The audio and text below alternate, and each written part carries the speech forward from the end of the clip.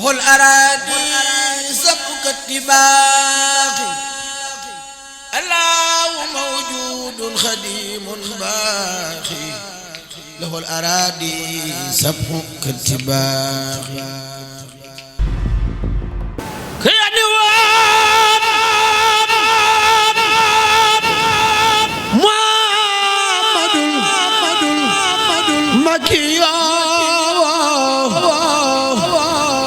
في يبلسي أحمد البكي.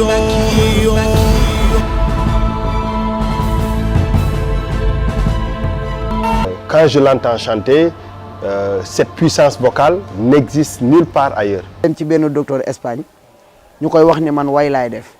mais dafa xaw a tuuti. Lorsque j'étais en Espagne, on m'a présenté à un docteur. On lui a dit que je suis chanteur religieux. Cependant, j'ai une petite taille et nous voulons que vous l'aidez à augmenter son poids. Mais le docteur a répondu tout simplement, la taille importe peu. Ce qui importe, c'est son talent et laissez-le faire. Khadim, c'est une ressource très importante à nos yeux du fait de la qualité de sa prestation. Du fait du sérieux qu'il accorde au Khassaïd et du fait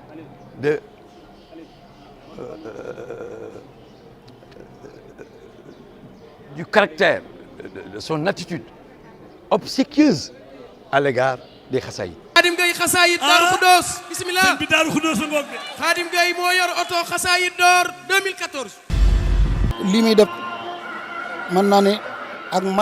Et je peux affirmer que Khadim Gueye a des dons et des particularités dans ce domaine. la ngay jàkkaarloog télévision bi di Walfadjri Walf TV ñu ngi leen ci siyaar bu baax a baax.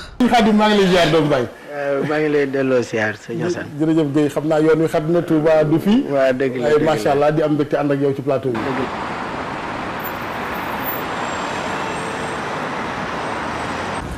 Paris 1992. La diaspora mouride découvre une voix d'or, un profil, un destin, un véritable prodige.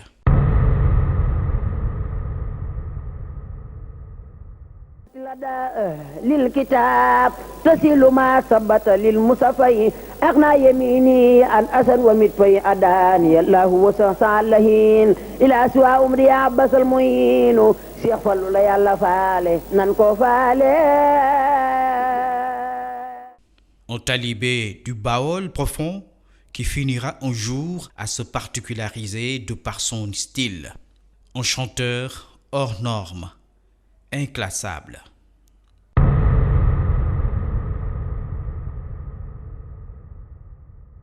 الأمين والأمين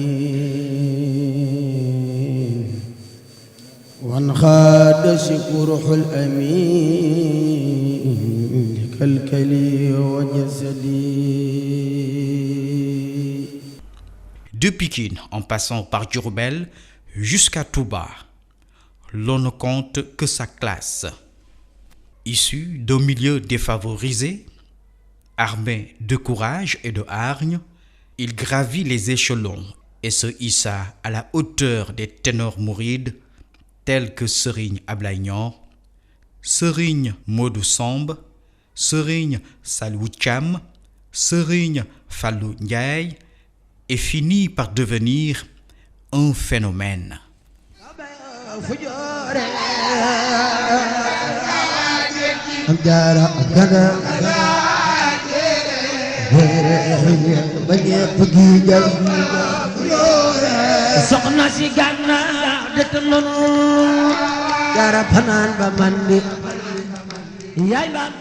Fils de Sokhna Ndeye Diop et de Serigne Ahmadou Gueye, ancien chauffeur à l'ambassade de la Grande-Bretagne, Khadim est issu d'une famille nombreuse de la noble lignée de Serigne Adama Gueye, l'un des premiers à prêter allégeance à Cheikh Ahmadou Bamba Khadimou Rassoul. Comme tout jeune mouride, Khadim est très tôt envoyé à l'école coranique. ma juddoo itam Ndakaaru Je suis né à Dakar comme tous mes frères et sœurs. Nous sommes tous venus au monde à Dakar.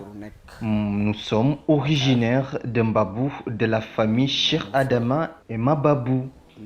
Toute ma famille vivait à Dakar jusqu'à ce qu'on atteigne l'âge d'apprentissage coranique. Et là, nous avons déménagé pour aller à Ndiarème.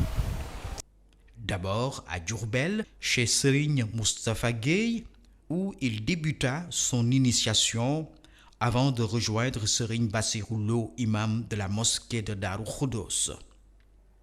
Et plus tard, Serigne Saïd Fall, où il mémorisa le livre saint du Coran.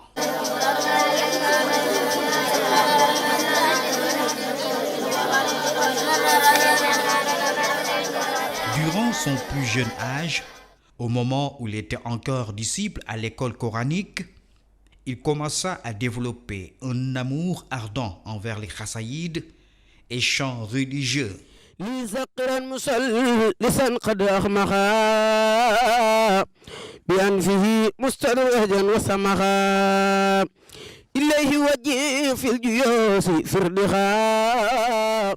Féru de chants religieux, il lui arrivait de sortir de son lit tard dans la nuit pour rechercher des lieux d'où sont sortis des chants qui lui parvenaient de loin.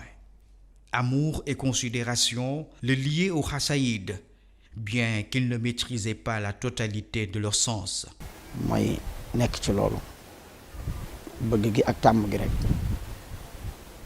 J'ai très tôt épousé l'apprentissage coranique.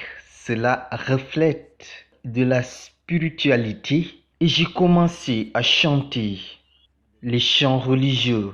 Partout où j'entendais une manifestation, je m'y rendais immédiatement, quelle que soit la distance et quelles que soient les difficultés à affronter. Parfois même, dans un sommeil profond, automatiquement, si je me réveille et qu'aussi j'entends les chants religieux en train de battre leur plein, quel que soit l'endroit aussi, le village, je m'y rends. Je l'ai fait plusieurs reprises. Parfois j'arrive en retard, parfois même à la fin de la manifestation. Et ça m'importait peu, parce que j'aimais vraiment ce que j'étais en train de faire. J'aime chanter. Et cette précision, donc franchement c'est assez impressionnant. Je me demande si je devais faire un truc avec lui en studio, comment je ferais pour la prise de voix, parce qu'il a une puissance vocale tellement extraordinaire que tu peux le mettre au fond d'une salle et éloigner le micro et tu auras quand même voilà, quoi, toute la puissance requise. Donc,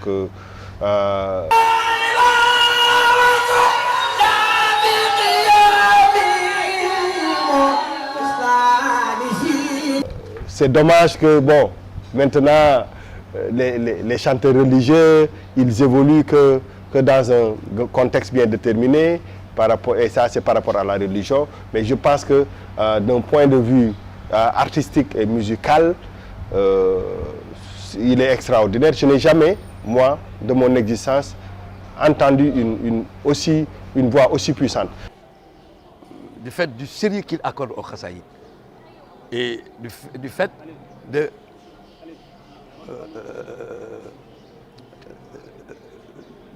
du caractère, de son attitude obséquieuse à l'égard des khassaïd. Et vous savez, le véritable trésor de Cheikh Al Khadim, ce sont ces khassaïd. ndax dam ñu koy faral di wax moom sagub yoonu murid yëpp la ndax wax dëgg yàlla fu mu teew fu nekk dana siggal yoon wi dana siggal Sëñ Tuubaa.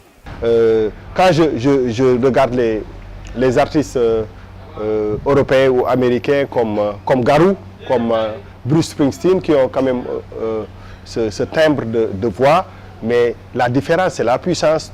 Lui, devant un groupe de rock and roll, je pense que la voix va dominer. C'est extraordinaire ce qu'il fait, mais c'est parce qu'il y a cette foi et cette passion en lui qui le pousse à aller très très très haut et très fort.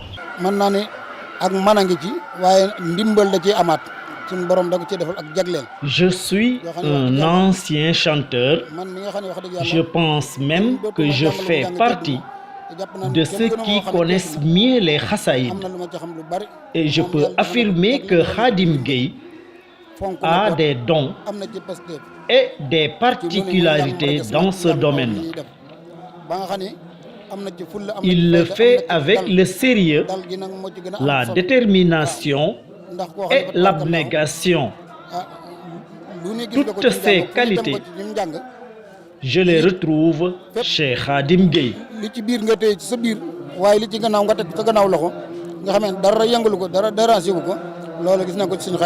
Aujourd'hui, il peut se targuer modestement de faire partie de ceux qui ont magnifié les écrits de Khadim Rassoul à travers plusieurs capitales internationales.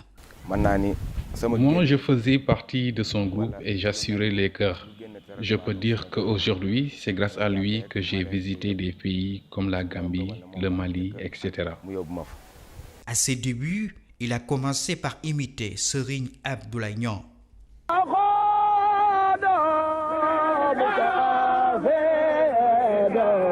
aye jamat ku dem Jolof xam ni njëbbal mooy li wer doxalal yal na la yàlla saxal Tuuba yal na la yàlla saxal Tuuba yal na la yàlla saxal Tuuba ba doj ami xof alhamdulillahi ala kani rasul alhamdulillahi ala kani rasul muridi ngeen déglu ma ndam li bun ko suul.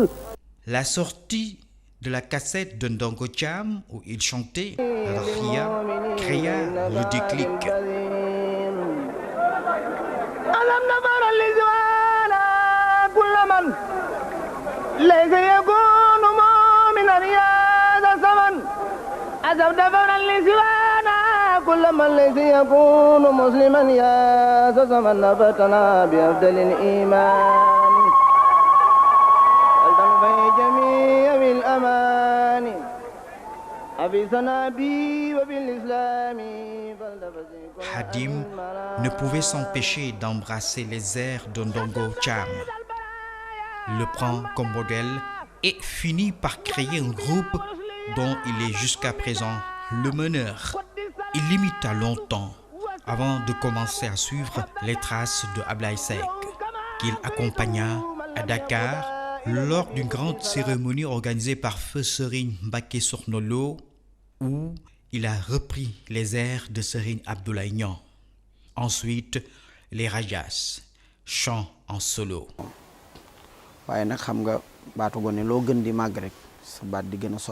Sa voix et même le ton et la manière dont lui, il s'épanouissait dans ses chansons. Puisque vous gagnez de l'âge, puisque votre voix a tendance à changer. C'est pourquoi sa voix et la mienne sont devenues antagonistes. Alors, une seule solution s'offre. J'ai commencé à imposer ma propre voix, ma propre technique, et ça a marché. Alors, j'ai coupé le cordon ombilical qui nous liait et j'ai même arrêté l'imitation. Mais cela ne veut pas dire que j'ai arrêté de me référer sur la manière dont les anciens chantaient les poésies de Cheikh Ahmadou Bamba Khadimul Rassoul.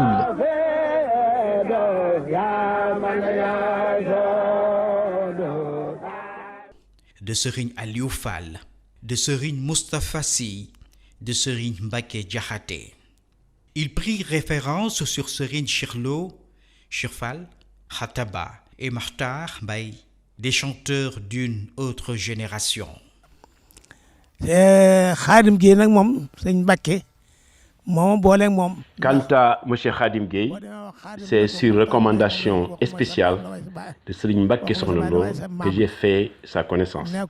Il a insisté qu'il me considère non seulement comme un père, mais comme un grand-père.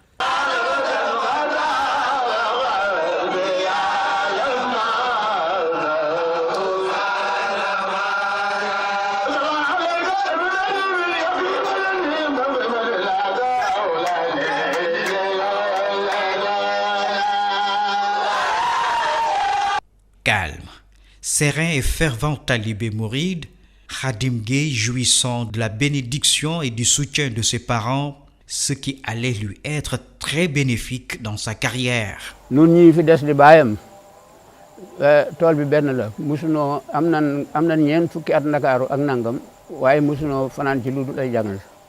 Je remercie son père et vous remercie aussi parce que depuis notre union, il n'a jamais cessé de nous inculquer à faire du bien. Donc ses fils ont intérêt à poursuivre l'œuvre de leur père pour réussir leur vie. Faire du bien et fuir le mal, c'est les instructions qu'il a ordonnées dans sa maison. Et tout ce que son guide religieux Ahmad Cheikh Ahmadou Bamba a donné, il s'y mettra jusqu'à sa mort. La jeunesse d'aujourd'hui doit se servir des Khassaïdes pour gagner leur vie, ici-bas et dans l'au-delà. La chanson doit rimer avec le travail pour conserver sa dignité. Les airs qu'il emprunte sont transversaux. Toutes les générations s'y retrouvent de par leur goût et leurs sensations. Il a une fois chanté pour Serigne Abdou Lahad Mbacké qui lui a béni, offert des khassaïdes et pria sur sa tête.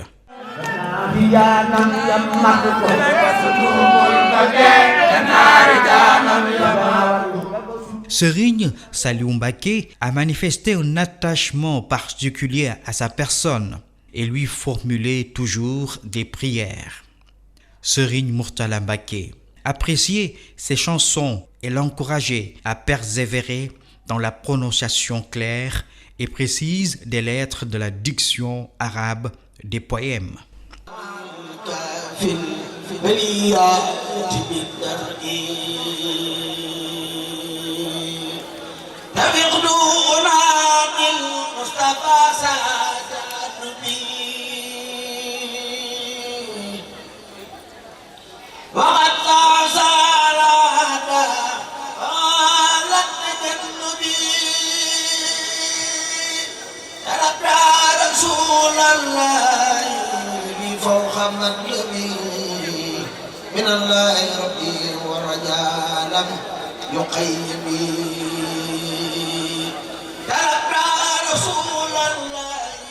Serigne Mbacké Sokhna Lo était son guide spirituel et son tuteur. Il le recadrait souvent. Il a animé la cérémonie de prière destinée au 40e jour du rappel à Dieu de Serigne Saliou Mbacké, organisée par Maître Alioune Badara Cissé. Il a été reçu par le président de la République qui lui demanda de chanter le khassaïd Midadi, qui est son préféré.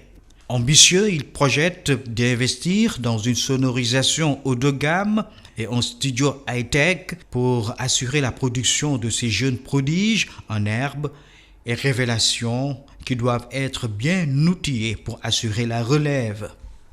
Il apprécie son manager, qui l'allège de ses charges et ne regrette pas d'être l'un des précurseurs qui ont eu à s'attacher les services de manager. Serigne Mbacké Sokhna Lo le convoya à Paris par l'intermédiaire de Serigne Ndoye.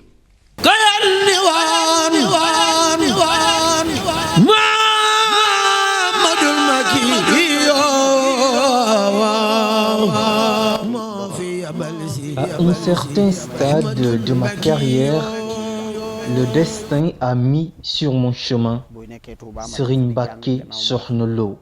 J'ai commencé à fréquenter le Saint-Homme. Durant ces séjours dans la ville sainte de Touba, j'essayais souvent de divulguer mes talents de chanteur religieux. Je chantais à ses côtés pour lui faire plaisir.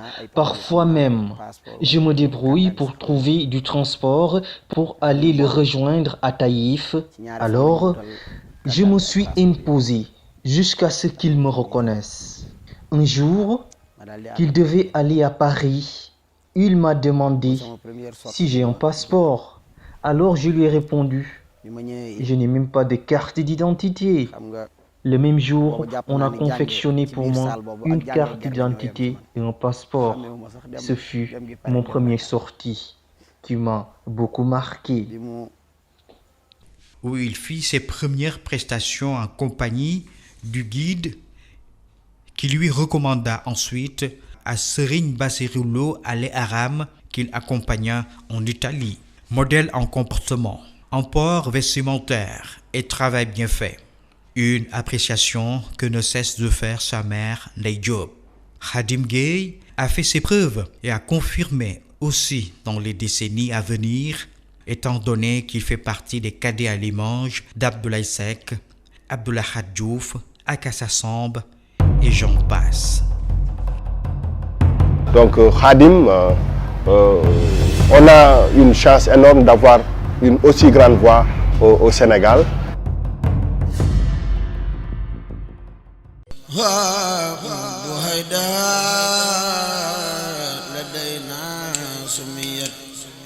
سلبية أجدادها قد نفيت